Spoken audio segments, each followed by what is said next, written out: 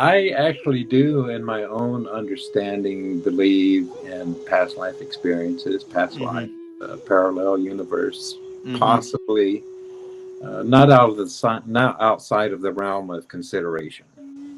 The acorn star came, and when the acorn star made impact with Mother Earth, there was a great vibration and an explosion, and that vibration told Mother Earth everything she needed to know about loving and raising and nurturing acorns and Mm-hmm. oak trees.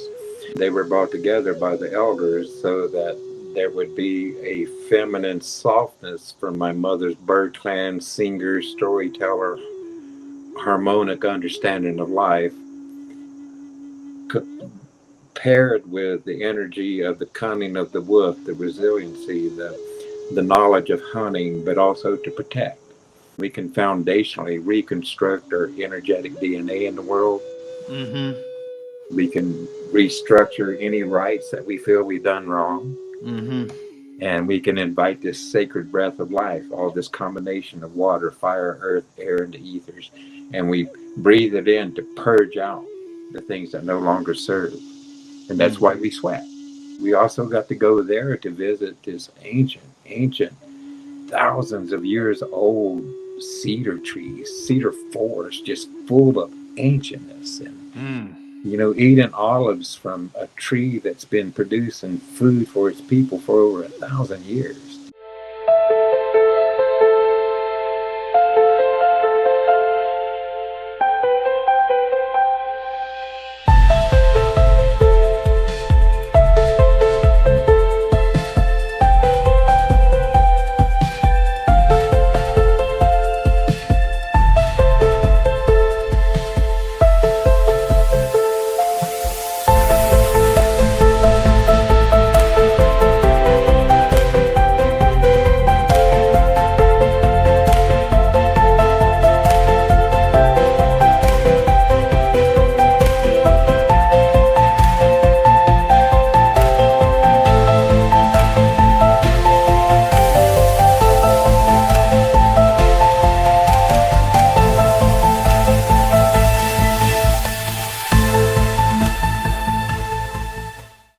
Do you want to be here or not? Doesn't It's matter up to to me. you. Um, I think I'll leave you there. It makes him bigger. You know what I'm saying? Okay. Yeah, yeah. So Okay. I'm just going to mute myself because you never know when my dogs will start barking. correct. Yes, correct. Yeah, so we are here for another episode of Humans of the Multiverse featuring our friend from the Cosmic Summit, Yona FrenchHawk. I wanted to meet Yona and talk to him more at the Cosmic Summit, but it was a super busy event. How was Cosmic Summit for you, Yona? Did you have fun? What was that like for you? Oh man, I really enjoyed it because I didn't know what I was getting into. I was Right.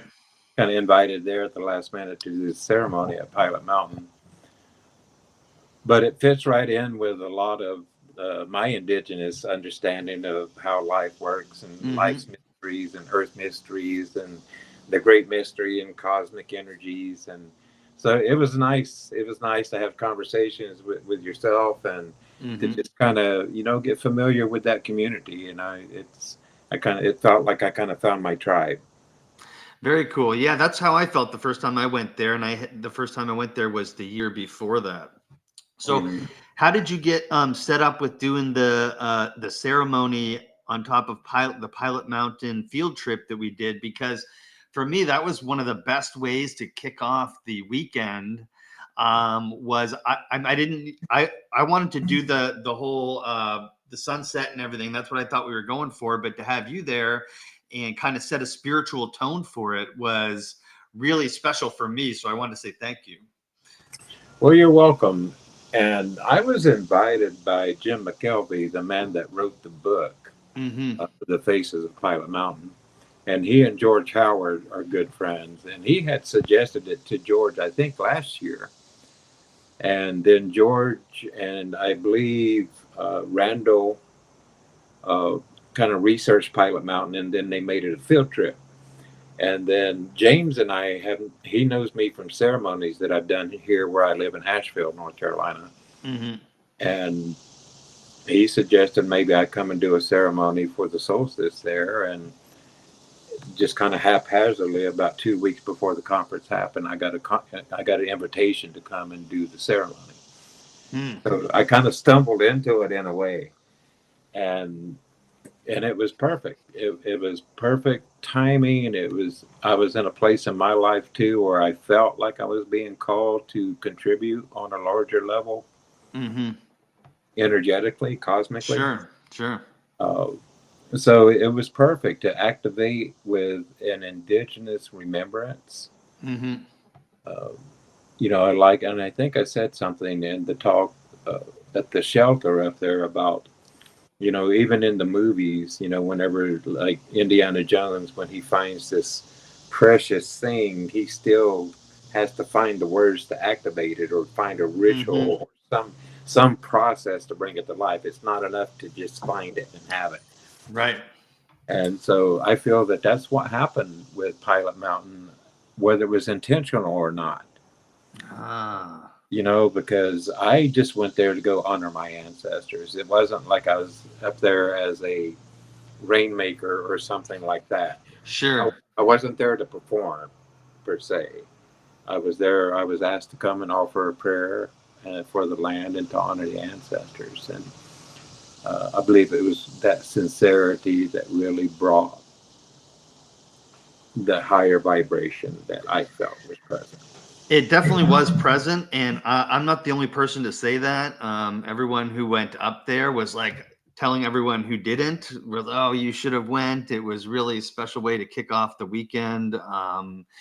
Like I said, it took like it was the year before that we hung around the hotel. There was nothing like that, and it was fun. We socialized, had drinks with people, that kind of thing. But that was a totally different experience, and the timing worked out really well with the shadow effect, which was like a new experience for me. That felt very energetically charged as well, didn't it? It really did. That it kind of caught me off guard too a little bit. Mm-hmm. And I mean, there was so much that happened leading up to this moment that for me, I believe if you don't mind, I'll share Sure. with you a tidbit of a story that happened because leading up to it, I was coming from another ceremony 4 hours away. Okay. And so I was feeling a little pressed for time. I was going to get there about 6:45, and Jim had told me that the ceremony was going to start at 7. And as it turned out, I got there about 5 minutes till, so I was a little, you Yeah. know, not edgy, but just kind of rushed. I felt, Sure. and when I got to the top of the mountain, there was no one in the parking lot, Huh. and so I wasn't sure I was in the right place. And I was messaging Jim, and I couldn't get a hold of him. I couldn't get a response from him, and I just kind of took it on faith that I was at the right place. And while I was standing there, I had a good friend that had come with me. We had just done a sweat lodge that morning, and we Mm-hmm. were coming from that sweat lodge. And there was a family standing on the rim of the mountain taking a photograph, and right above them was this huge buzzard, huge, probably about 12 feet Wow. in its width, its wingspan. And the family right there didn't even see it. I mean, if one could jump and touch a basketball rim, it could have touched this bird. And Wow. it was just hovering right above them. And I looked at it and I was watching, and my friend came over and he watched it, and it went landed in a tree. And about that time, that's when the buses came up. And I'm like, okay, that must be the group. And when everybody started getting off, they had, you know, their little name tags and Right. everything, their Yes. lanyards and stuff. So I knew it was the group.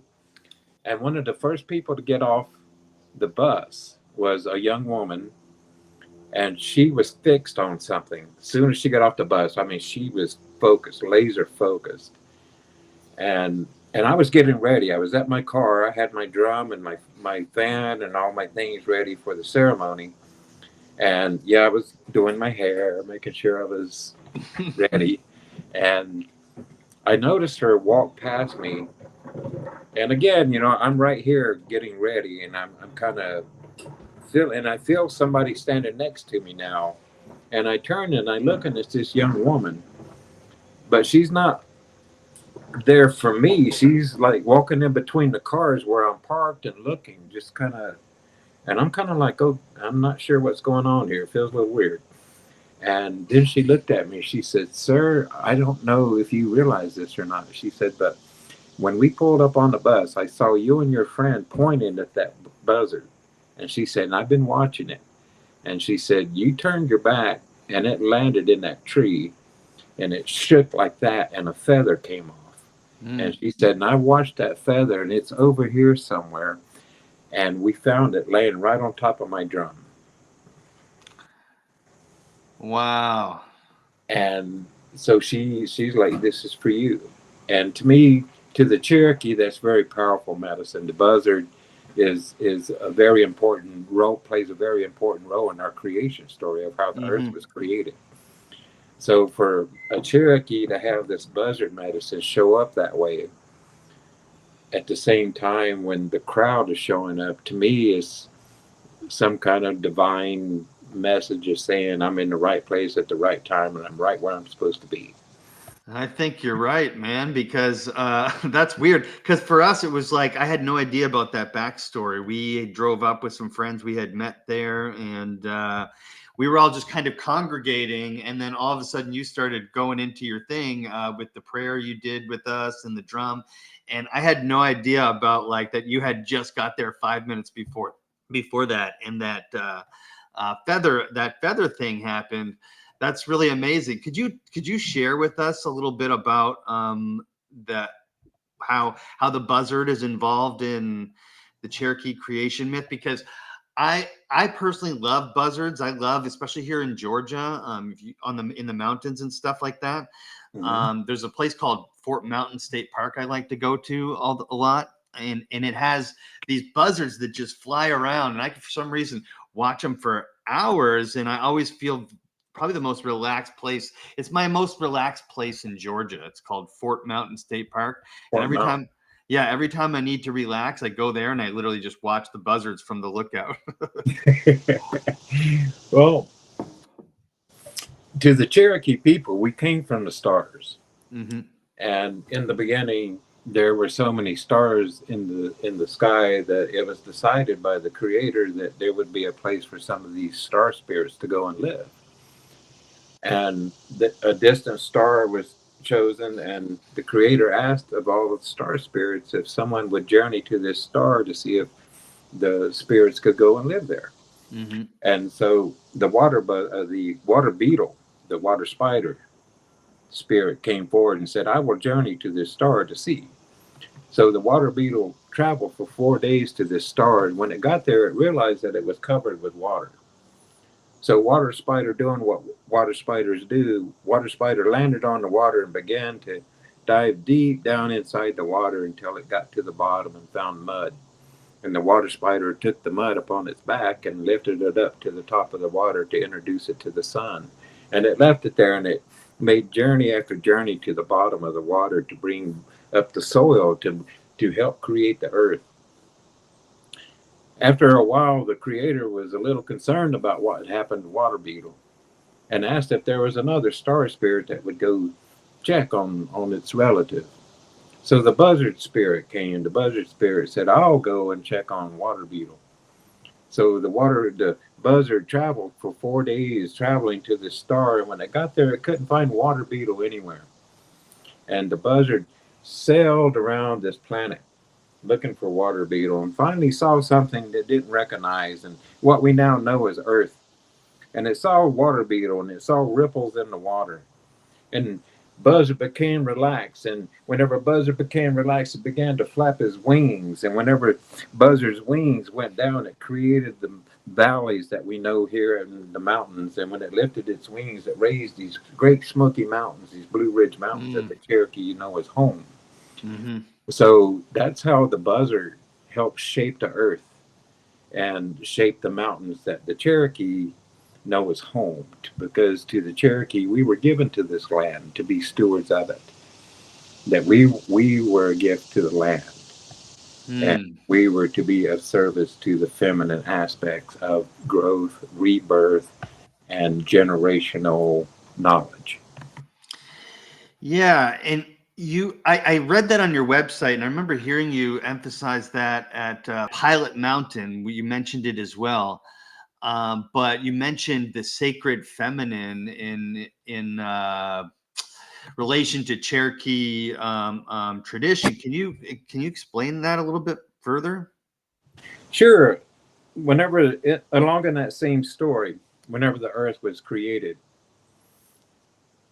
whenever Water Beetle had brought all the earth to meet the sun, and after Buzzard had gone and helped shape the earth, and the earth was ready to receive Mother, the heartbeat of Mother of all life, put out a call to the universe, to all the star beings of whoever wanted to come live upon this planet, to come live with her.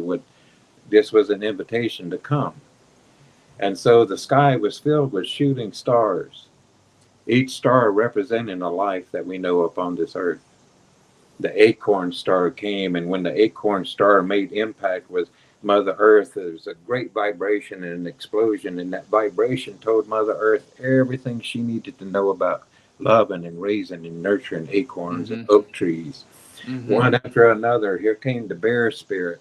The bear spirit told Mother Earth its story, and she received them. And when she received them, their energy spirit went deep inside the core of Mother Earth's heart and become molten lava.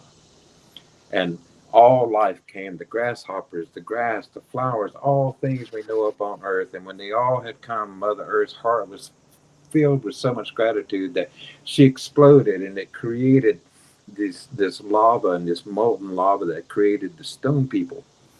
And the stone people have been on this earth from the very beginning of time. Mm-hmm.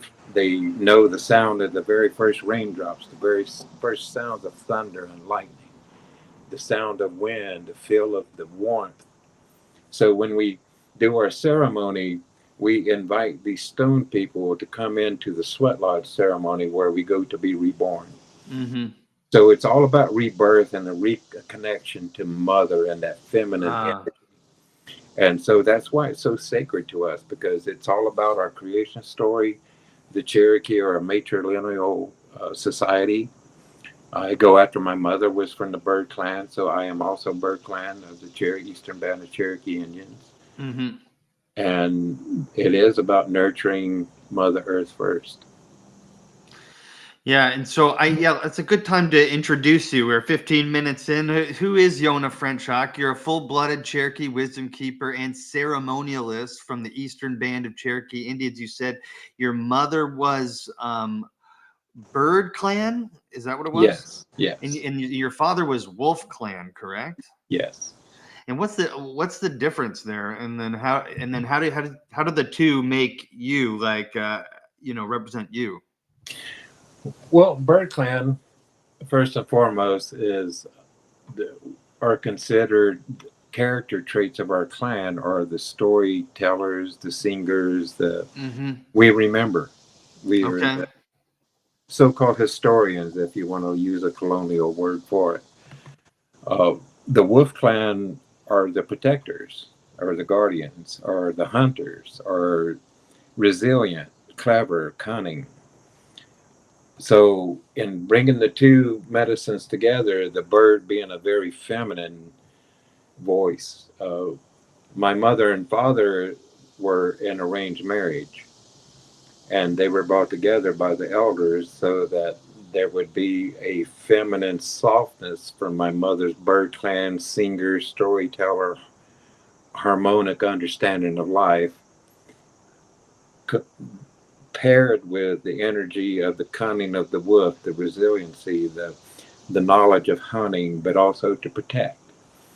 And so to bring the strength and the feminine together, the masculine and the feminine together to bear children, hopefully to bring balance back to the understanding of our teachings of life.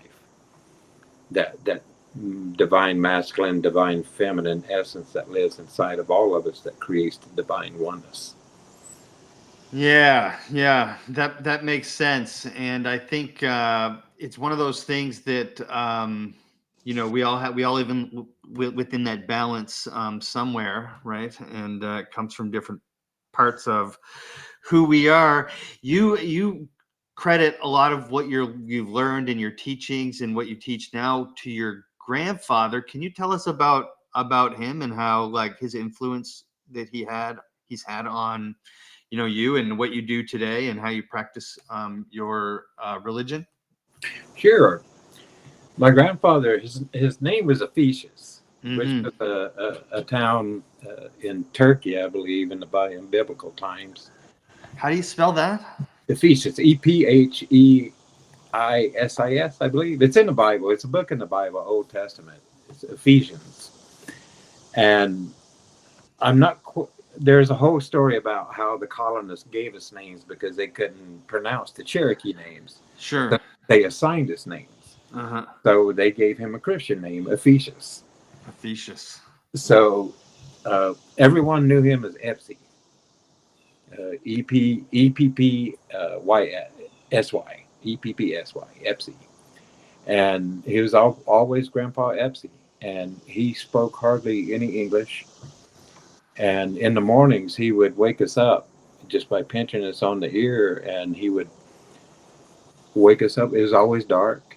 Mm-hmm. We didn't really have clocks. There was no electricity or no running water in his house. There was a running stream. He lived on about 300 acres of mountain land, surrounded by bobcats, deers, bears. You wake up in the morning, and you were surrounded by wildlife, wilderness. He lived on a mountain, and so he would just take us kids with him. He wouldn't I'm going to teach you something today. Mm-hmm. We would just go and you watch and you observed.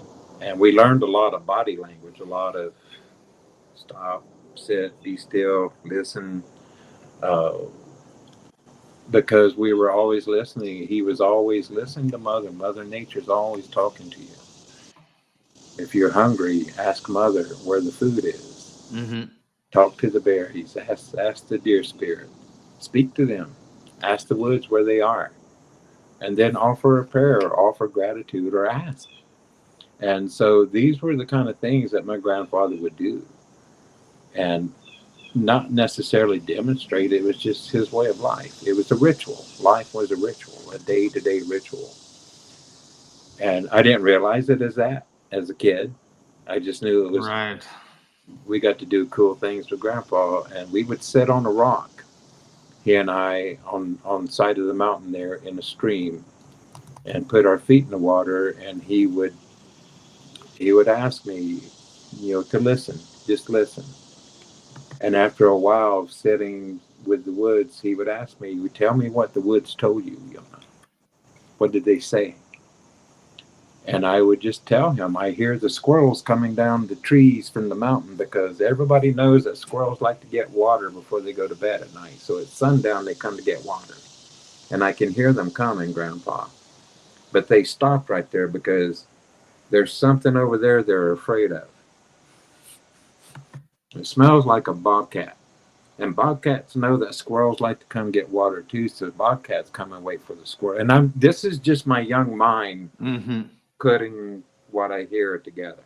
Mm-hmm. And I feel that's how I learned to tell stories. Was to People have asked me how did you learn stories? How did you learn to become a storyteller? I don't know if I learned as much as just hanging out with my grandfather and listening to what the woods had to say. Yeah, I like how you you describe yourself, or people describe you as a storyteller. You definitely are, and I thought that right away as soon as you called everyone to, like, it was like you were just naturally went into the flow of things at Cosmic Summit on Pilot Mountain, where you just pulled out your drum and everyone gathered around and everyone was like, okay, great, now we're gonna it was like you just knew exactly what you were doing, and everyone was looking in that moment. Everyone was looking at, where are we supposed to go, what are we doing, what's happening, and Yona just shows up with his drum, and it was perfect, man. Well, leading up to that moment, another part that you didn't know was right after the feather thing happened and everybody was milling around and George came up and was asking. Oh, well, I didn't know. This was my first time meeting George too, so Okay. Wow. Okay. I wasn't really sure it was him. Yeah. Yeah. Uh, but he had the megaphone, so I figured this is the guy that's It's in got to be charge. the guy. Yeah. And so I kind of made my way over to him, and he saw me, and I could tell he was a little like panicked a little bit because he couldn't find Jim either, Uh-huh. and he Right. didn't know where he was supposed to be, and everybody was milling around, and he was trying to get everybody's attention. You know, he said a few things, give us a minute, and then he looked at me like he saw me for the first time, and this look in his eye was like, "Can you help me?" Oh, and we have Yona FrenchHawk here. Thank goodness. And so Uh, that's where you caught me. Was I like, okay, I guess this is where I plug in, and just but the universe had set the table, right? Like that the buzzard was there, the feather fell onto your drum, that girl had noticed the whole thing happen. So the universe set the table, and it was perfect timing for you to save George in that moment. it was very divine. Yes. Yeah, it did feel that way. It was a very interesting experience for me. One thing though is that so you did your thing. You did your prayer and song, which was wonderful, by the way. And then we all walked up, and while Jim was talking, the sun was setting. So most everyone missed. I was right there. I saw the pyramidal shadow, but most people had missed it. So I think though there was an energy going on that you just didn't want to interrupt. Everyone was in a good mood. It was like, but I wanted to be like, hey, everyone, come up here. Like you got to see this right now. Well, yeah. Next time, I believe preparation and everyone communication because Yeah. again, you know, it was our first attempt at it, Yes. and so you know we're living and learning. But it was a honor and is an honor. We're going back on September 20th to do a ceremony on the fall Yeah. equinox to just to kind of keep the energy going, to keep the alchemy alive and fresh. With Jim. Yes, Okay. and we're on a journey and preparing. I've been asked to be a speaker next year at the summit, Cool.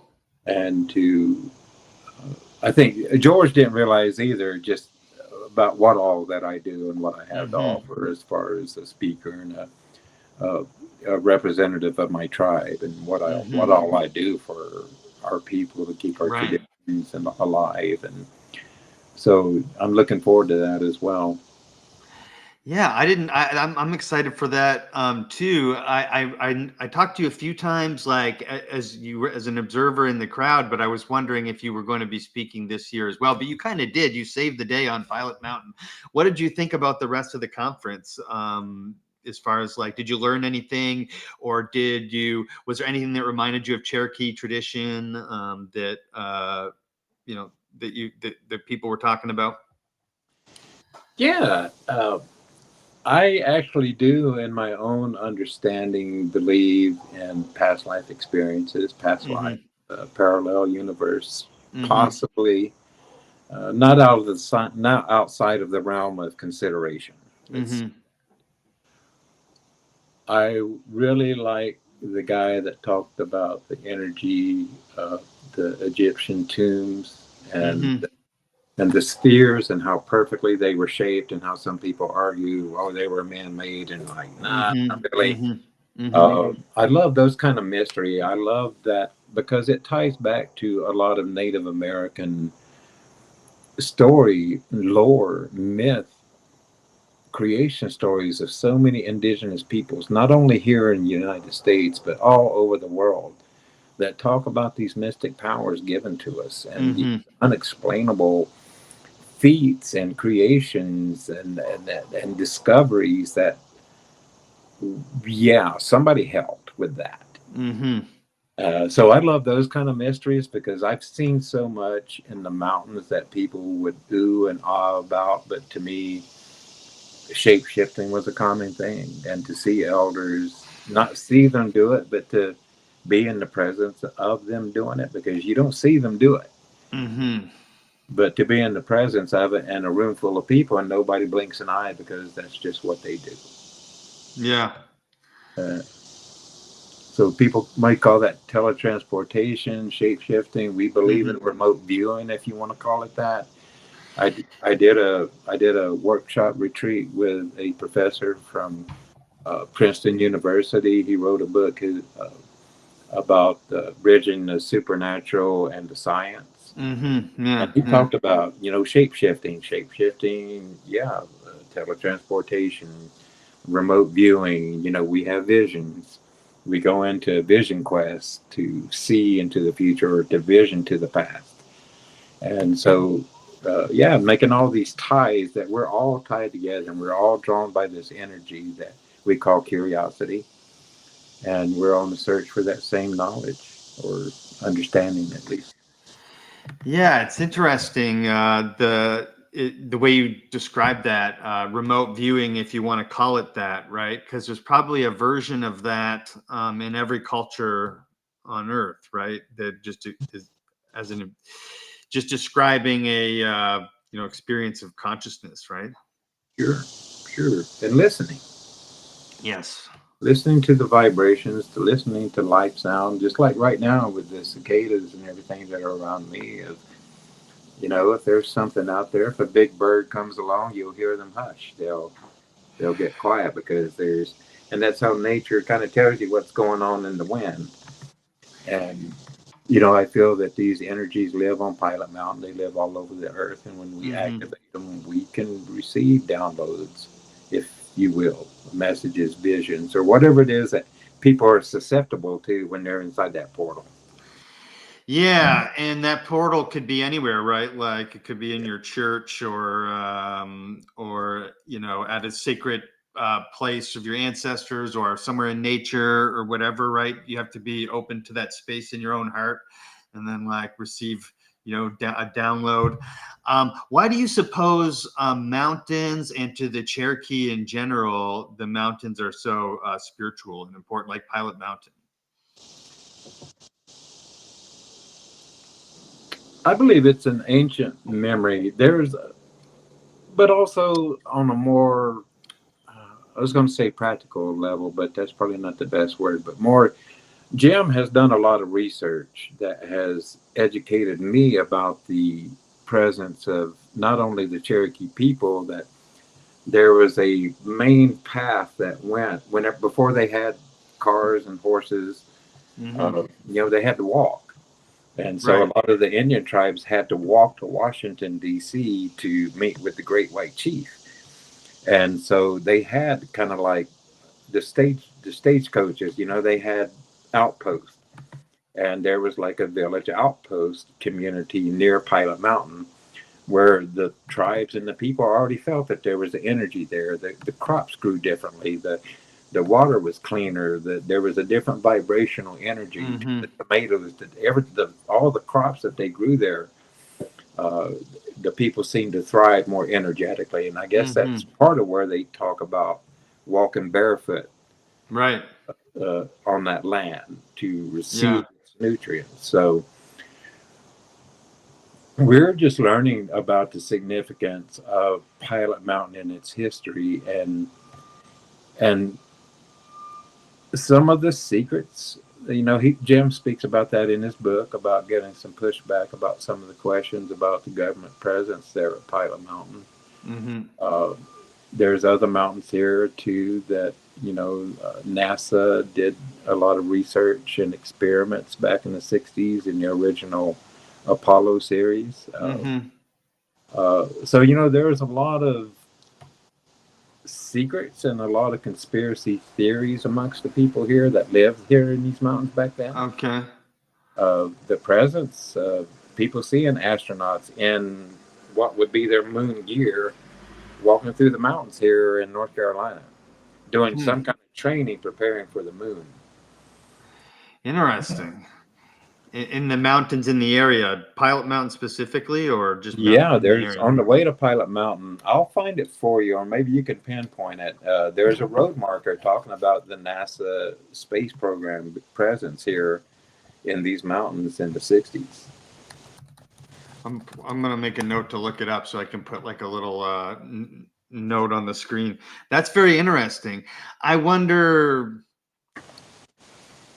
Oh, so there's a lot of conspiracies with NASA and the government, and using ancient spiritual technology for like they pretend it's like not it's just nothing, but really they're after it, and they're researching it as much as anybody is, right? Mm-hmm. Like with abilities like remote viewing, the government was actively researching that stuff. Sure, sure. And all the staring at goats, staring at dogs, and Yes. mind control. Yes. We have stories. I have, if you don't, I'll share with you a Yeah, story please about. share any story you want. I have an auntie. Well, she's passed now, and she was old when I was little. I mean, she was probably in her 80s. Her name was Molly Running Wolf, and everybody knew her to be a medicine woman. And some people call her the witch, whatever you want to call it. She was a herbalist. She was in touch with nature, and she knew a lot about it. And we used to go to her house. She lived way up on the side of a mountain. And she always kept a fire in her backyard, and there were always people there. And they were waiting. Somebody would go in her house, and she would work medicine on them. And they would leave, and then somebody would get up and go in. And I remember that vividly about her always having that fire, and she always had some kind of tea brewing that was either some kind of herbal medicine that she was going to use. Sometimes it was dyes for baskets, but it was always a fire, and there was always hot water boiling. Now, my father was in the community one of those people that was sought after. If someone was about to make the journey, about to die, to pass on, my father would come and give last rites in our tradition. So there was a man that everybody knew that was about to pass, and the woman showed up at the house to let everyone know that her father had passed. So everyone at the house got in their cars to go over to this house, which probably took about 15 minutes in the car to drive to this house across the valley. You could see it, but it took a long way to get to it. Uh-huh. And like I said, she lived on the side of a mountain, this gravel road that took about 5 minutes to get down to the main road. So everybody gets in their car and they leave, and it's just myself, my dad, and my auntie, Molly. And she's sitting at the kitchen table with a cup of coffee. She's got the old red bandana. This is back in the 70s. And she's got this old dress that was made from old flour sacks that she had put together. And she had these real black eyes. You never really looked at her. And when everybody was leaving, I was telling her, come with us, get in the car with us. We're going to go. And she just sat there. And I remember my dad just touching me on the shoulder and said, come on, son. And we got in our truck and we drove about the 15 minutes to get that out of the house. And we walked in the kitchen, and she was sitting at the kitchen table with a cup of coffee like she'd been there all day long. And nobody blinked an eye. Nobody said a word. It was just what she does. And so, these mysteries that were presented at Cosmic Summit, uh, I believe that there's a vibrational energy that we can tap into to do these things that I think were simple to us at one time. Yeah. Yeah. We understood them more intuitively, right? Mm-hmm. Yeah, before all these distractions. Yeah, that's why they were built into all the ancient structures all over the world. The resonance and sound and that kind of thing. How did the Cherokee use like sound and frequency and vibration, in because it's like the same thing, right? Like you were described you doing your prayer and singing and hitting your drum, like amplified our human energy on top of that mountain that night, right? Yeah, it does. It awakens it, and I mean, there's so much energy and understanding about vibrational ethers, if you will. Mm-hmm. A lot of people consider that the fifth element of life that's Mm-hmm. necessary for life to happen. And I Mm-hmm. believe that as well. Uh, but it is the activation of not only memory, but again, in our sweat lodge ceremonies, that's what it is about. Going back inside the sweat lodge represents going back inside the womb of Mother Earth. Mm-hmm. And whenever we bring the stone people, we put the rocks inside the fire to reheat them because in our creation story, that's where they came from, molten lava. They came Mm-hmm. from this intense heat. Mm-hmm. So when we put them in the fire and for ceremony, we reawaken that memory inside the stone people from their very beginning. And so when we bring them inside the sweat lodge is a pit. And that pit represents the belly button of Mother Earth, that umbilical connection back to the womb. So when we go into sweat lodge and we invite the stone people into the lodge and we close the door to the womb with the stone people, we combine all elements of life inside this womb, this enclosure. Now Mm. we have water, fire, earth, air, and the ethers. And when we add the water to the stone people to thank them for their journey to come and visit with us, when we pour the water on it, that hissing and sizzling to the Cherokee is the sacred language of nature. Mm. And we go back inside the womb to remember the very first language that we all speak fluently, which is the heartbeat. Mm. That very first language that we all know. Mm-hmm. If you have one of these, then we're related, Mm-hmm. no matter what. And so in this ceremony, that's what it's about, returning to the foundational source of innocence, which innocence is nothingness. No opinion, no preconceived notions, Mm-hmm. pure nothingness, no judgment whatsoever. So inside this ceremony, that's where we return to, is to return to be that, just that egg inside the mother with no memory, no thought, no language, no nothing, but just the heartbeat. So if we can return there, then we can foundationally reconstruct our energetic DNA in the world. Mm-hmm. We can restructure any rights that we feel we've done wrong. Mm-hmm. And we can invite this sacred breath of life, all this combination of water, fire, earth, air, and the ethers. And we breathe it in to purge out the things that no longer serve. And that's Mm. why we sweat. And it's Mm-hmm. about reciprocity. Yeah, it's going to get hot, but what are you willing to give back in order to receive Mm-hmm. the cleansing and the prayers and the visions that you're asking for? How long do the ceremonies like take place, like the sweat lodge? How long do you stay there, or does it depend on the person? Usually about an hour and a half, but there's breaks in between. Mm-hmm. We do 4 rounds normally, and each round is normally about 10 to 15 minutes, sometimes longer, Mm-hmm. depending on the energy, depending on how the ceremonies run. Some people, I mean, I don't, there, no two are really alike.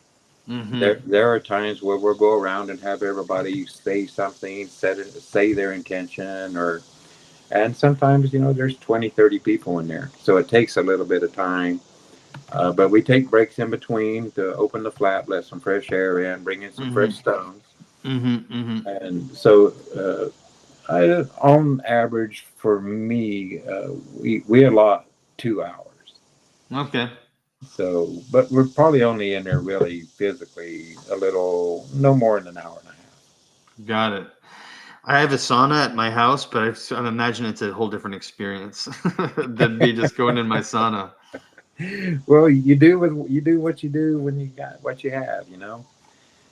I've been to saunas where we've done ceremony in the saunas and the steam Mm. bath, and Well, I do have like it's not real fire; it's like coils, but I have rocks, mhm. stuff like that.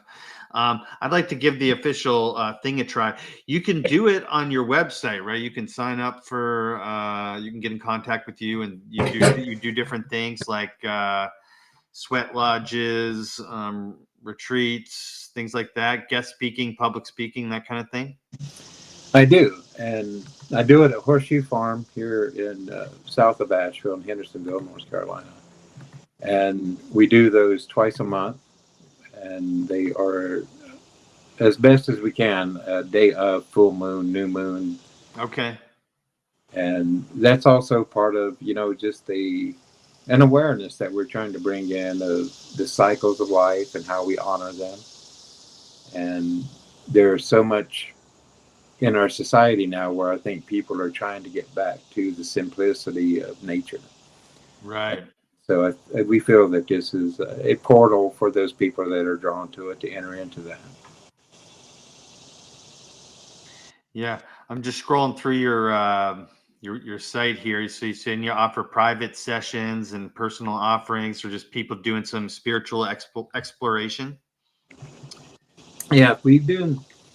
Uh, right now, I'm working with a couple of different people. I'm working with one person editing a book that she's written historically about her Cherokee roots. Okay. But also, I do a lot of ceremonies. I just did some rituals, a ceremonial christening for a child of a couple that I did their wedding 5 years ago. Okay. I'm getting ready to do some speaking at Pilot Mountain with the National Park Service, as well as Grandfather Mountain here outside of Boone, North Carolina. Actually, Grandfather Mountain, North Carolina. Educating the park rangers, because when they give their tours at the park, they like to do a land acknowledgement. So they want me to come in and to share with them more about the connection in Cherokee and the Indigenous connection with the land and the mountain. Okay. But I do land blessings, I do weddings, memorials. I mean, you name it. Anything that can need spirit called upon, then I can pretty much fill the bill. Very cool. I didn't know that you did. I going into this, I didn't know that how you were connected with George or anything. So like when we brought you on the show, I looked at your website and I was like, oh, okay, this is his job. This is his thing. He does and it's storytelling, man. And I really appreciate the art of storytelling, because it's one of the oldest things we do as humans, right? And all cultures around the world have stories that they tell. And you got your stories were told to you by your grandparents or your grandfather. Do you take an initiative to share the same stories with youth, is like was done with you? Yeah, and that's part of what I'm going to be doing at Grandfather Mountain. They're going to be bringing in different groups, school Okay. groups as well, sharing with them. But growing up, like I said, my grandfather spoke little English, and our books when I was growing up. My grandfather also was a carver, a wood carver, Uh-huh. and he loved to whittle. And so he would tell us a story about a bear. And while he was telling the story about a bear, he would be carving. And by the time he was done telling you the story, there was a little wooden bear. Okay. So Cool. instead of a library of books, on my ledge above my bed, I had a bear, which had a story. I had a duck. I had a goose. I had a Ah. spider. These were my books. I would pick it up and said, "Oh, you want to hear a story?" And Uh-huh. those were books to us of Huh. learning within a culture of oral tradition. Yes. That's a really good way to explain it. I never, that just turned a whole light on in my brain. Because, well, it's the same. It's like a hieroglyph tells a full picture. Like it's a letter, but it's also like a full story in some ways, just like your grandfather's carvings, which I think is really cool. Do you still have those, some of those? Unfortunately, I lost them in the flood.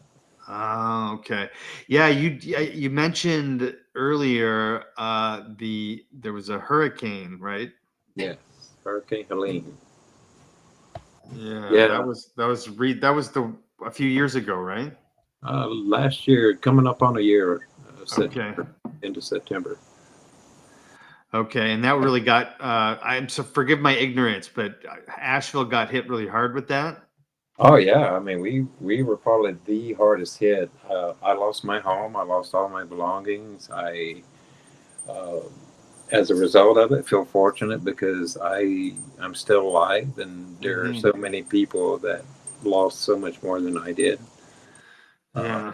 it isn't to say that I haven't felt the effects of it, but the Creator has shared a gift with me to, accept it as a larger lesson. Hmm. And the community has really stepped up in support. And I'm still in that recovery mode. I was just sharing with Brittany earlier about, leading up to the hurricane, I was situated here in Nashville where I didn't really have to travel much anymore. Right.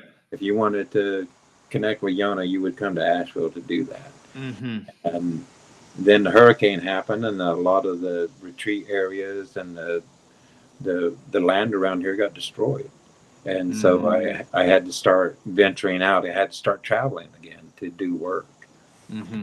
And so, yeah, still in the midst of that, of thinking I was going to be in a different place in my life right now and finding that I'm having to recreate in some ways.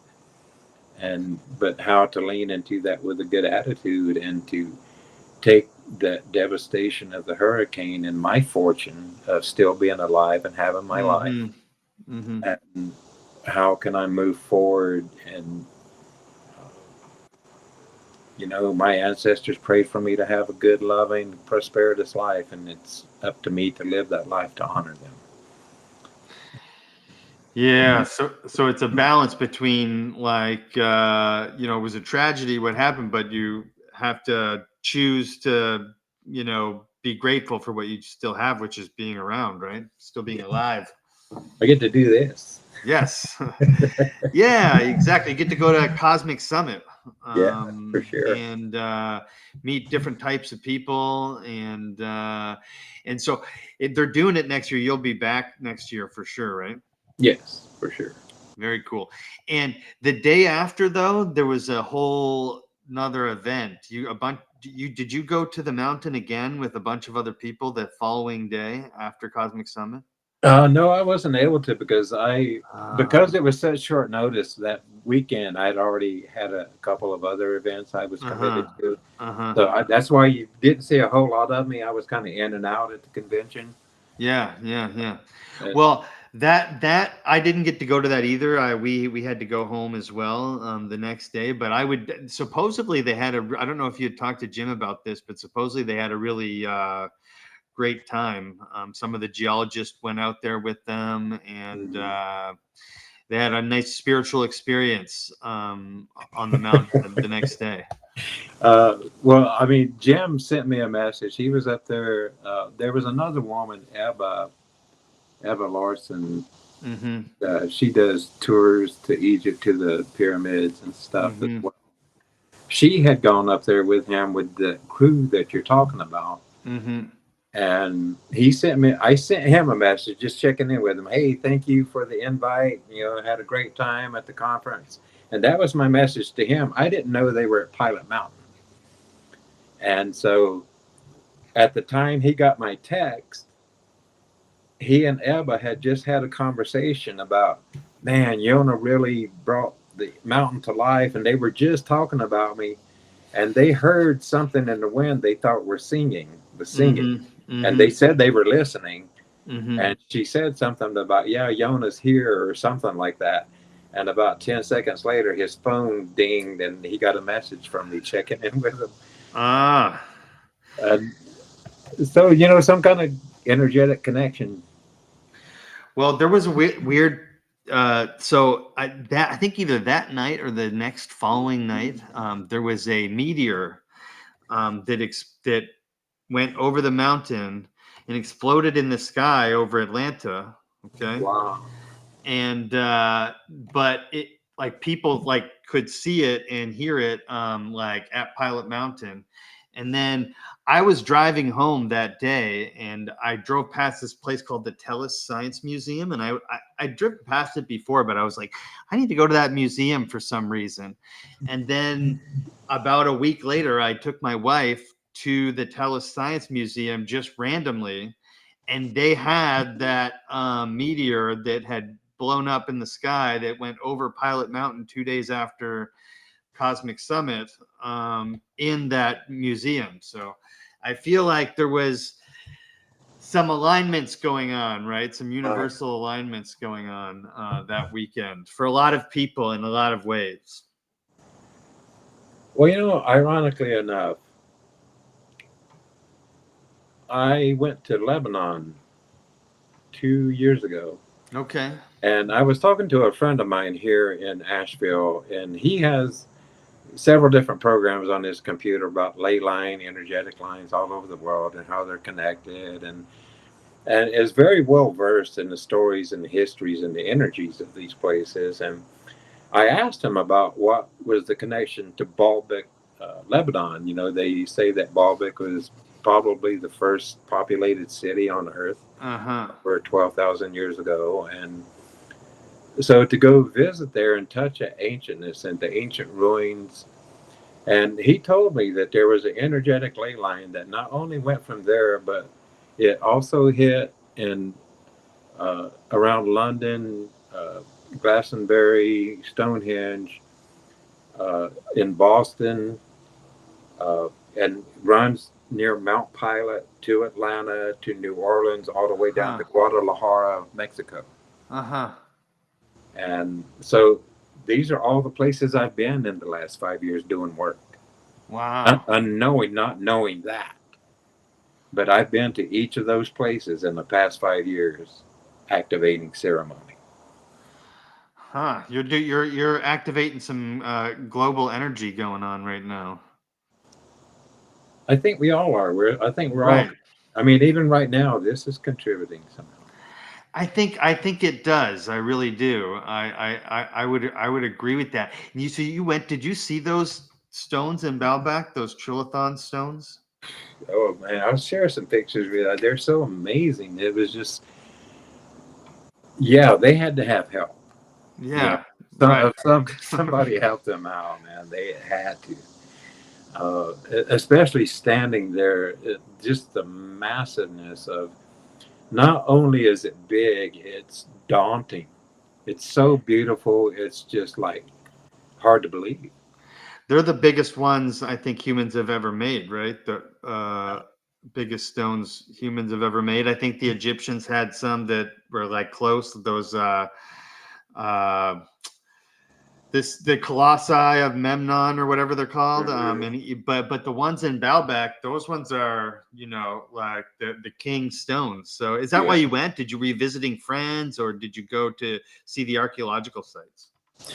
No, I was doing sweat lodge ceremonies in an intentional community here in Asheville called Mandala Springs. And a young man that had come there from Lebanon to live there, living here in the States, he experienced a sweat lodge. He felt that it changed his life and he wanted his people to experience it. So we put together a team of people, a woman from Norway that does breath work, another woman from Ecuador that does cacao ceremonies and other rituals. We had another guy that does dream work, an Israeli-born Jew that went with us to Lebanon, which was a big deal. And then myself and my friend from Lebanon, we put together a team and did a retreat in Lebanon about community building. And Interesting. yeah, all of that. And once we got to Lebanon, we figured they probably had more to teach us than we had to teach them, because they already had their act together as a community. They're a war-torn country. They don't have a lot. They don't have any money. The banks are non-existent.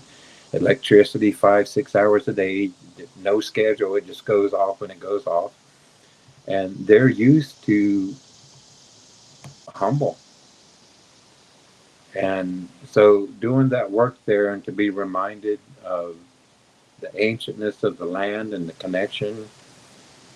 Not only did we go to Baalbek and experience that beauty and that just the knowledge and wisdom that went behind that.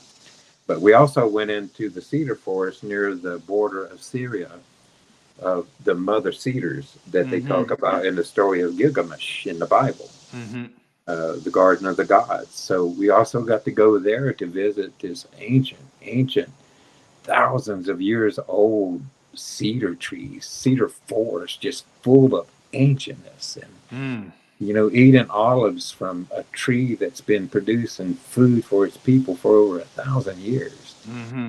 You know, I like how you say you get the knowledge from these sites, because it's not somebody's not telling you like with words, but you're listening, like your grandfather used to say, like you're paying attention, right? When you're at these sites, get it.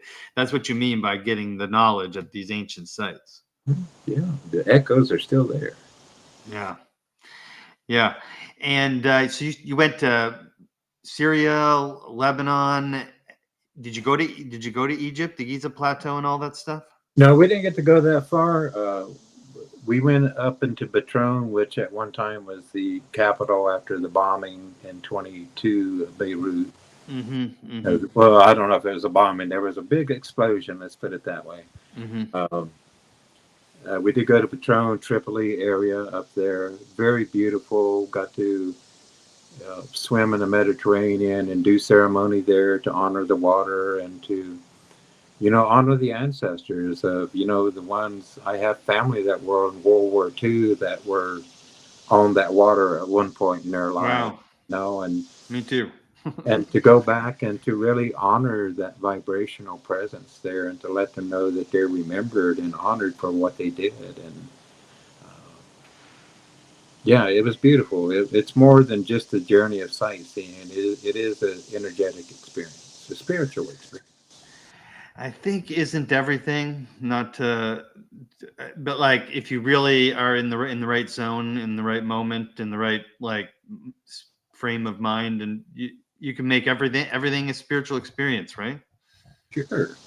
I mean, each breath is. Yes. Each breath in and out. You mentioned that like upon waking up and like making that like taking ownership of, and also being present with and acknowledging like the first breath and the first light and all that stuff, right? Yes, of course.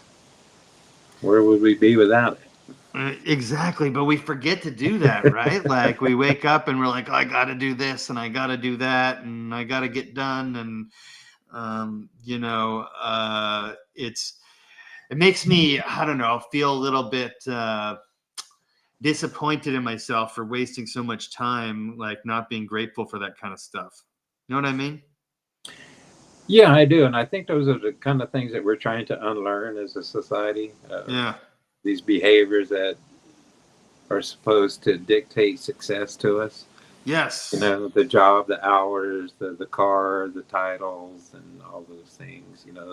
The what I consider mundane now. Yes. As a young man, you like that stuff a little though, right, Yona? Man, who didn't want a, I don't know, big house and a right, the car and everything. My dad was a car guy. Okay. We usually had a new car about every 3 or 4 years, and my mom would always complain. As soon as he pays for it, he goes gets another one. But yeah, I kind of have a little bit of that too, shiny and new. I like that. Yeah, like I hadn't bought a car in over 10 years and I got a new one recently, and I'm going to be honest, I'm still excited about it. I go outside and I take a look at it and I'm like, oh yeah, there's my car, right? But at the same time, when we're thinking about even like things we think of as mundane, as spiritual experience, the car really is meaningless when you can derive like purpose from every breath you take, Mm-hmm. Sure. And that's what I can appreciate about the people that do go live the life of solitude and silence, and the monks living out there in those mountains or wherever you are. Bless you for holding that space. But that's just not me. No. I'm not the guy that's going to sit on top of a Himalayan mountain and lotus position for 3 years and ask for answers. I got to go No. out and experience and do it. Yeah, live your life, right? Because there's extremes. Because you could probably gain a lot of not probably, you can definitely gain a lot of internal like wisdom and answers from that experience, like you said, like be in meditation for 3 years or 10 years, or some people do their whole life. And that's one extreme to the other. I like what you said about getting out there and experiencing things yourself. You've been doing that a lot lately, right? Traveling around, doing the sweat lodges and that kind of thing. Is that sort of the plan for the future? Is spreading the knowledge around? I believe it is. I really believe that right now, with the state of affairs in the United States, political, religious, or otherwise, people want a return to simplicity. And this very thing, like what's being offered at Cosmic, uh, I feel that, organized religion isn't really doing it for a lot of people anymore, and they're searching for the so-called woo-woo.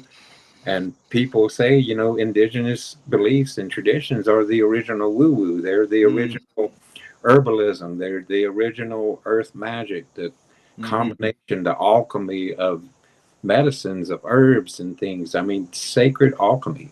And, a simple way of life, community, your neighbor. Hey, we're a community, and this is common unity. This is what we're sharing right now. This is the story and the prophecy of the Cherokee people, of all colors of the rainbow coming back together to rejoin, to create the beauty and to create the wealth that's waiting, not only for us, but for the generations yet to come.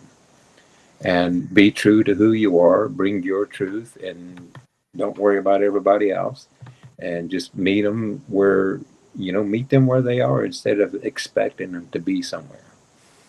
And I believe that's the balance. Yeah, and I like how you said that with future generations, right? Teaching future generations. That's always just very important in all traditions and cultures, but seems to be very important in Cherokee tradition. Well, creating generational wealth. Yeah.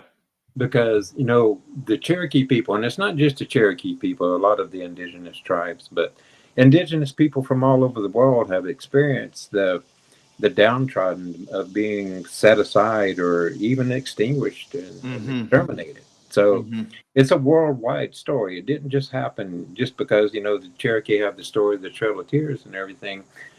My parents both were forced into the boarding schools. The government took my parents from their family because my grandparents were traditionalists. They were Cherokee. They didn't speak English and they didn't believe in Jesus Christ. So the welfare system deemed them not suitable parents and took their children and sent them to boarding school. Man. And so in those days, my mom and dad were only offered a sixth grade education, no promise of college. They were taught to be laborers, carpenters, stonemasons. My mom was taught how to iron sheets and to make beds and to wash clothes. And that was the life they were offered. So when people say, why aren't there wealthy Indian families out there? Well, other people had a head start on us as to where we could generate our own independence. We didn't really get the black people had a right to vote in America before Indians did. And also, up until 1974, it was illegal for us to do sweat lodges. Wow. It was illegal for us to pray in an ancient way. So these are the things that we're just now bouncing back from, of being put in the closet, and hopefully when they open the door, we're not there, but here we are, and we're still thriving. Yeah, and 100. I mean, these are things that are like less than 100 years ago, right? That's less than one human lifetime, and it's not very long. Like you said, you had your parents and your grandparents experience this stuff directly, right? Yeah, but also as a storyteller and as a memory keeper of my people, I went through a phase of my life where I was with the American Indian movement and the angry Indians striking out against the white man. Mm-hmm. But I also came to realize at one point in my life that, wow, we're not getting anywhere with this. And, we're just like, it's a learned behavior. Mm-hmm. America's been a country for 250 years. They've been at war for 249 of them. Something's wrong with the system. Yes. Fighting's not the answer. Uh-uh. And so, Yona, why fight against this story of this sad past? Why fight it? And how do we transmute the energy and the hopes and the dreams of those that suffered and died and bled and were treated unfairly and unjustly? How do we bring that into just and balance and understanding and love and compassion for the future? For the future. And get over this. Yeah, let's work through our historic traumas. Let's work through our ancestral traumas and griefs and stories. Yes, let's do ceremonies. Let's create art and stories and songs to remember them, but let's move on as a people. Let's grow and let's live this prosperous life our ancestors prayed for us. Together here. Yes. Now. Yeah, I like that. Move on, acknowledge it, but move on and learn from the past, not erase it or pretend it didn't happen, but learn from it. I wanted to ask you, this is kind of been a controversial subject that's been coming up in our community lately, as far as like with academic circles and certain people within it, as far as archaeology goes and within the Native American community. I don't know how much you know about this, but are you familiar with the Native American Grave Repatriation Act? Are you familiar with this? A little bit, yeah. Okay, and so I guess what I'm ignorant, like I'm unfamiliar, like with the nuances of it myself, but I know that the original law came in the 90s and was put in place to give Native Americans a say spiritually in, especially when it comes to things like remains and stuff like that when doing archaeology, and make sure that spiritual rights were given and things like that. But like people are saying nowadays that the law gets taken out of context and that like a lot of, and I don't know how like true any of this is like directly, but like that a lot in museums and things like that, things are get covered up or removed from museums and things like that. What are your thoughts on just that law in general? And because it seems like a good thing, but people are, I don't know, it's being used the wrong way. People say, I haven't made up my mind yet, but I don't know what you think about it. Woo, boy, that's a deep one. It is, right? Well, It's why I haven't made up my mind about it. It's deep and there's a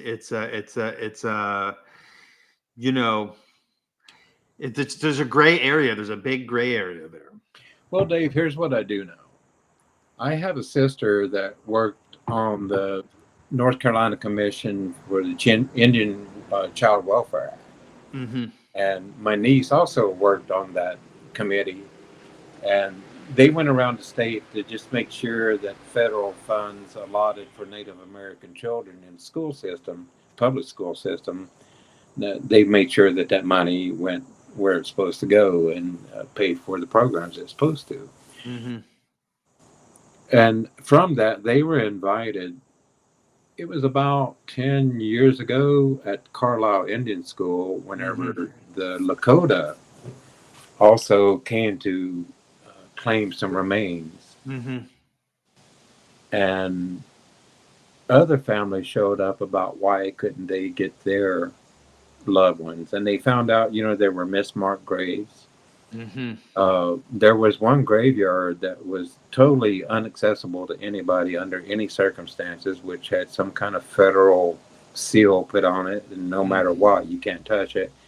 But it's believed because they did some carbon testing and some DNA testing on some of the bones from those graveyards, and they believe that maybe they were doing experiments on the Indian children in the schools, and that that Ah, that's why they won't release some of these remains, because it's in the bone. The proof, the evidence is in the DNA in the bones oh, of how wow. they were used as guinea pigs. Yeah.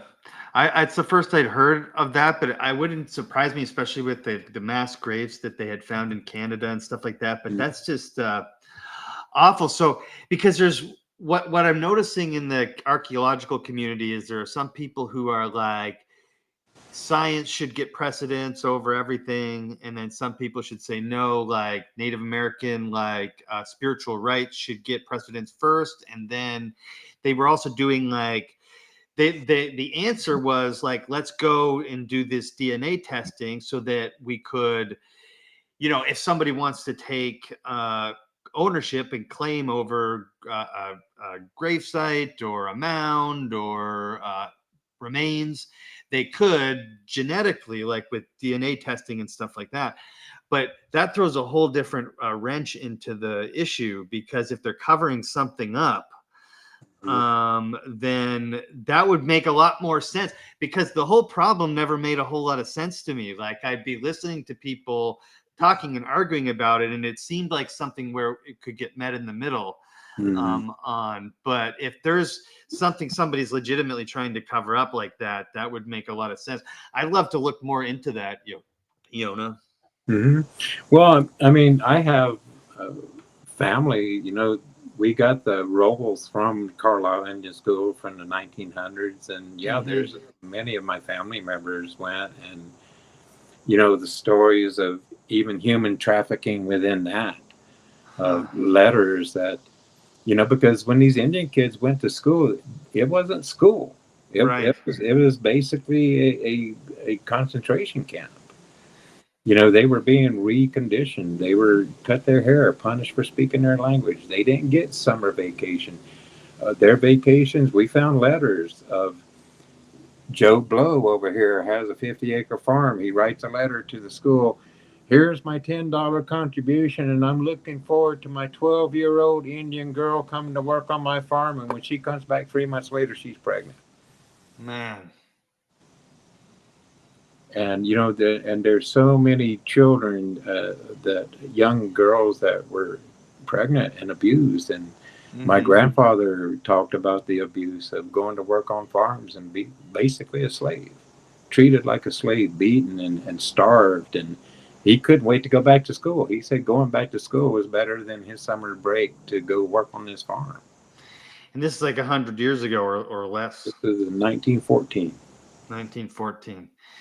Yeah, and I think that's something that gets forgotten. I went to because 1914 is like 111 years ago, right? So it's it both seems like a lifetime ago and is only a lifetime ago. Does that make sense? It's Oh yeah, both. It's like a long time ago, but it's also not that long ago. yeah.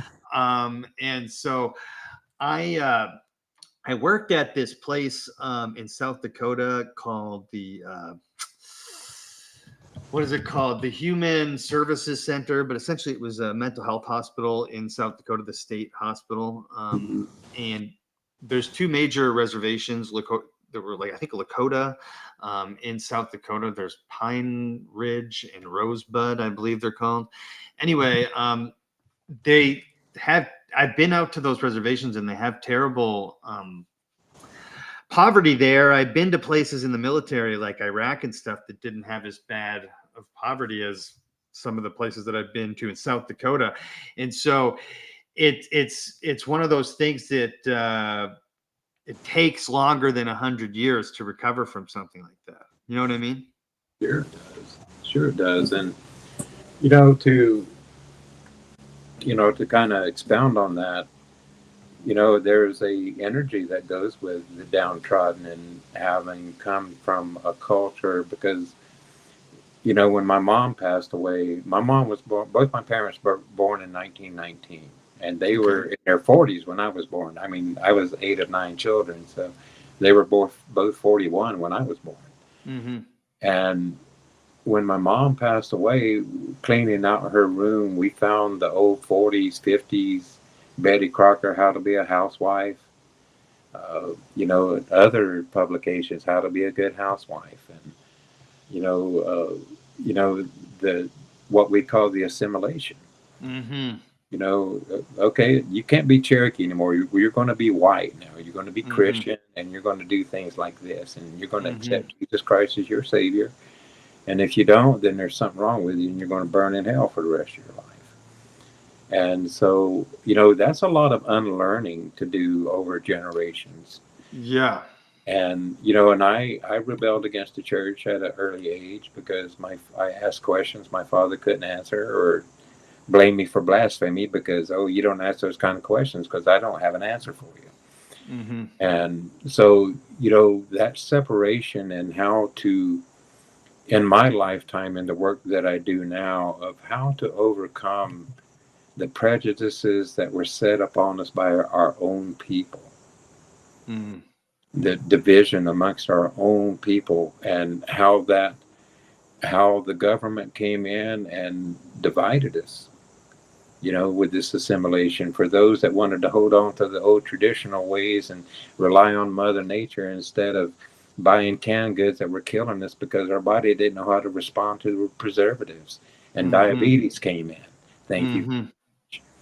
You Yeah. know, so this so-called progress and civilization of the Indians come at a cost, and Yeah. still is. Diabetes is so rampant in our nation because our bodies just weren't used to this food. We come from nature. We come from raw vegetables, raw fish. Well, not raw fish, but fresh fish, fresh water. Mm-hmm. Mm-hmm. We didn't know all that other stuff.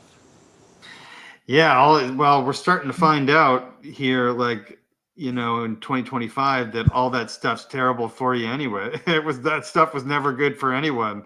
Um, and so it's like, you mentioned like learning to be, how does one learn to be, you know, within, like, with nature in such a modern society? I know, like, in your website, you describe your work as bridging the ancient past to the ancient future. I thought that was like a cool way of like coming full circle, the ancient past with the ancient future. What does that mean to you? Uh, 7 generations. Each Mm-hmm. generation is just a turn of awareness. You can call it past lives or future lives or reincarnation, Mm-hmm. whatever word fills the blank in for people. These reoccurrences of awareness. And so, whenever we're building into the ancient future, the knowledge there is no different from what we've already been offered. It's the same. Mm-hmm. It's just the process that we're being shown.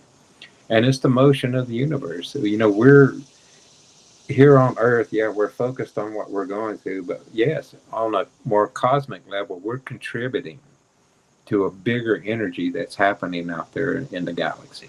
Mm. We are somehow connecting to maybe a future that's yet to happen, and we're laying the foundation for it now and the lessons that we're learning now. And maybe through the rituals and ceremonies and the remembrances that we're having, I'm amazed by our young people. This next generation, they're being born with their third eye wide open. They're so spiritually aware and connected, and ask such good questions at a young age. They're curious. And so that's my hope for the future, is that evolution of the detachment of man-made time, man-made modes of creating wealth, when energetic wealth is coming back. And that was the original currency of life, was energy. If you had energy, you could live. And that's all we needed. And that's core source foundational wisdom. And to me, as I understand it. And so, to me, energy and having energy and how to live in balance with that energy outweighs any denomination of any money or amount of money that's been created. I was listening to something the other day, Yona, that described success as choosing a certain like a way that you'd like to be, and then working towards that every day. And it doesn't have to be like money or owning stuff. It's whatever you want to choose to be. Like if you want to be a good father or husband or whatever, you could, and then you try to do that every day, then that's success. And I feel like that kind of go. I think the guy's name was Earl Nightingale, but I might have just made that up too. But um, it really, I think, went along with what you're saying, just about being true to yourself and true to your ancestors and true to who you're trying to be in this lifetime. And I think that's kind of what you're doing, right? Is you're trying to impart wisdom from the past, and sacred wisdom that's for everyone, onto the future, right? And I think that's one of the most noblest professions you can have. So thank you very much. You're welcome. And that's what we're doing as a tribe with the casino proceeds that, we do have a casino, and we do have taken that money to enhance the lives of our elders and our children. Mm-hmm. Mm-hmm. And, we built an immersion school to bring back our language, because at one time there were less than 300 people that could speak our language anymore. Yeah. And so we started a school with the casino money to, from 5 days a week, 8 hours a day, just like regular school. Children ages 3 to 7 come to preschool, Very where cool. where nothing but Cherokee is spoken, nothing but Cherokee arts and crafts are taught. We teach them how to make baskets. We teach them how to fish. We teach them how to make rabbit traps. We teach them how to make snares. We teach them how to identify food in the forest, how to cook that food, how to catch a fish, how to clean, all these things that are just so necessary, and the language. And we built the Elders Village and the immersion school together. So whenever we take the children on their field trips, they have to walk through the picnic area where the elders are sitting, and so the generations have to interact. Mm. And we tell the elders, hey, if you don't speak Cherokee, you can't speak English to them. If you don't speak Cherokee, ask them, and so you'll see the children sitting at a table teaching a 60, 70-year-old Cherokee their own language. And that's beautiful. Ah. And now we have over 4,000 people speaking our language again, when we were almost extinct. Wow. And so these are the things that we're doing to take care of our elders, to honor them for all that they've given, and for them to know some relief in life and not have to work so hard for something that should be really so simple to attain. Yeah, it's nice to hear that the young generation is willing to learn and wants to carry on as well. And yeah, 300 to now 4,000. That means it's, I think, only going to expand from there, right? Sure. And so that is the next generation. This is how we create generational wealth. Is Mm-hmm. Yeah, we have money. People might think we're a rich Indian tribe, but we're really not. We have a casino, but a lot of that money goes elsewhere. Mm-hmm. But for the betterment of our people. Mm-hmm. And so this is how we are creating generational wealth for our children, not only financially, Mm-hmm. but through understanding of who we are as a people and our traditions, and keeping them alive. And it's okay to be Indian now, where 100 years ago it was shameful. Mm-hmm. And to a generational, and generation upon generation, to build upon that pride and energy and knowledge of self-love, that place we're all headed to. And I think ultimately is that vibrational energy that's going to put everything back into balance. Yeah, self-love. It's okay to be who you are. And yeah, it is. I hope you and your like what you're doing in your community gets more involved with what like they're doing at Cosmic Summit too. It'd be nice to have like a Cherokee kind of staple there, every year. Somebody speaking, and that stuff. So we keep that field trip alive. I'd really like to see that as part of the whole process. Well, anyone out there listening, including yourselves, man, send George and let him know. Let him know. We for sure will. Man. We're going to be doing, last year we did something called Cosmic Monday, where we interviewed people that were speaking at the event. So if you're going to be speaking at the event or you're going to be there at all, we'll interview you before we go, leading into the event. How does that sound? Okay, we'll do it. I wanted to ask you one more thing before we go.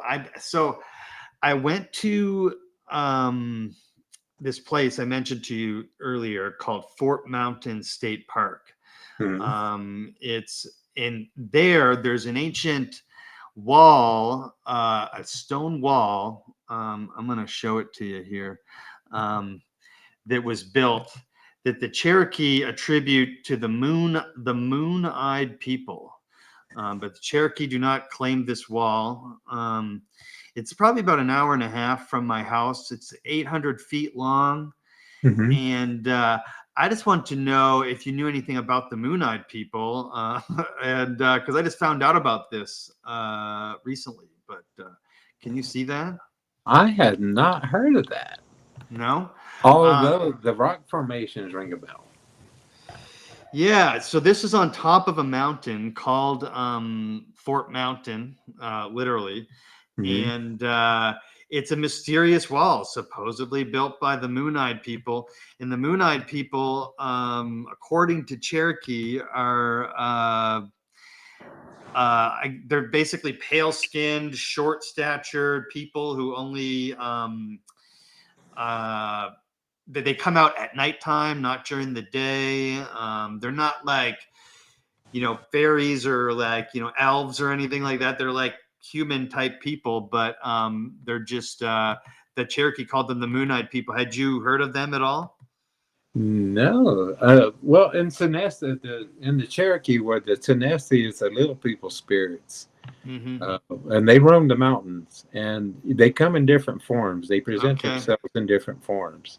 Okay. So, we have skin crawlers, we have shapeshifters, we have all kinds of spirits and stories. I would love to sit down with you some other time and dig a little deeper into some of this. I would love to as well. I don't know if you ever come down this way, but I would love to take you to, that's just about an hour and a half north of Atlanta. So, but I would love to be able to take you to that Fort Mountain State Park and show you around that, where the Moon-Eyed people built that wall. But yeah, let's do it. Let's do it another time. We'll do a deep dive into some old traditions. We'll do it. And just one more thing I would like to share with you later for a deeper dive.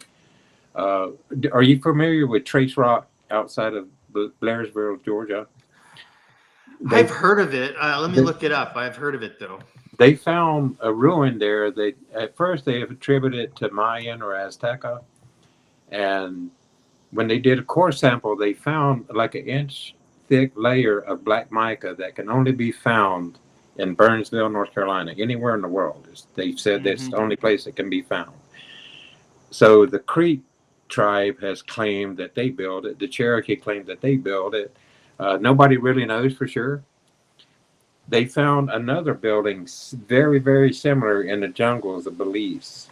When they took a core sample, they found an inch thick layer of black mica that can only be found in the mountains here in North Carolina. So the correlation. What is this place called in Georgia? I'm looking it up. Trace Rock. Trace Rock. Okay. Yeah. I'll go there ASAP. I have nothing better to do. It's okay. I'm gonna go check. I'm gonna go look into this. So before when we get back on, when we circle back around, we'll talk about this again. But that is a perfect way to end that, because that's definitely like something I'm looking for more places to go in my area. So I just went to one called Track Rock Gap. that Uh-huh. had some old Cherokee carvings on a rock. Okay. But they closed it because somebody vandalized it. I was All really right. disappointed. Yeah. Yeah. I don't know who it was or anything, but you couldn't get up in there. But there's a bunch of mounds in different places in my area, so I just want to go see them all. That's why I wanted to ask about the NAGPRA thing a little bit, because it's like a little bit of a controversial thing. I like to hear every different side of the story. So, Right. All right. Well, thank you very and much. My laptop's getting ready to take a nap. no worries. Appreciate your time, my friend. We'll be in touch, and thank you so much. I really appreciate it. I'm Well, honored. thank you, and thank you too, Brittany, and have a good rest of your day.